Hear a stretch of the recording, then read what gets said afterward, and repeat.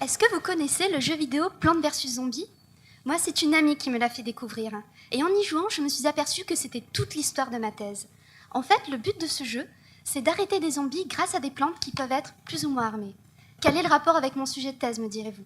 Eh bien moi, je travaille sur la rouille des myrtacées. C'est une maladie de plante provoquée par un champignon.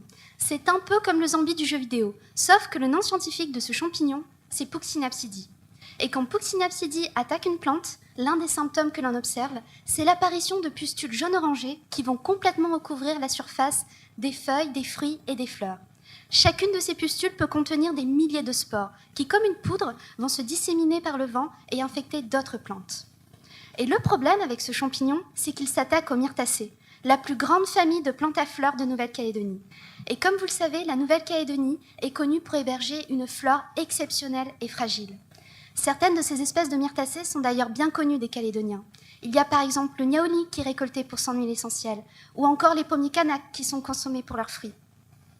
Et moins connues, mais tout aussi importantes, ce sont les espèces de myrtacées qui sont utilisées pour revégétaliser les sites dégradés par activité minière.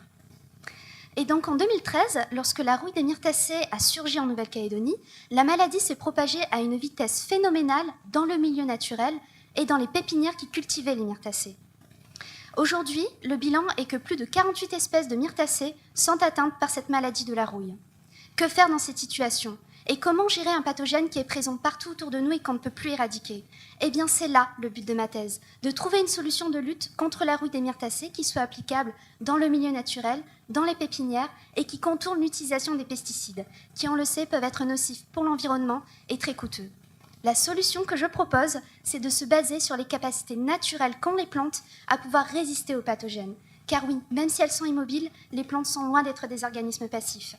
J'ai observé que certaines plantes avaient la capacité de résister à une attaque de rouille et qu'à l'image des petits personnages armés dans Plantes vs Zombies, elles peuvent activer des armes très sophistiquées contre leur agresseur. Ce qui m'intéresse dans mon travail de thèse, c'est de regarder au niveau de l'ADN les marqueurs de résistance de ces plantes. En fait, je voudrais pouvoir concevoir un outil de détection de la résistance qui pourrait être utilisé comme gestion écologique contre la maladie. En effet, en choisissant de replanter sur le terrain des individus dont on est sûr qu'ils pourront freiner le développement de la maladie, on s'assure de pouvoir relancer un commerce autour de la culture des myrtacées et de préserver, je l'espère, une partie du patrimoine botanique de la Nouvelle-Calédonie. Je vous remercie.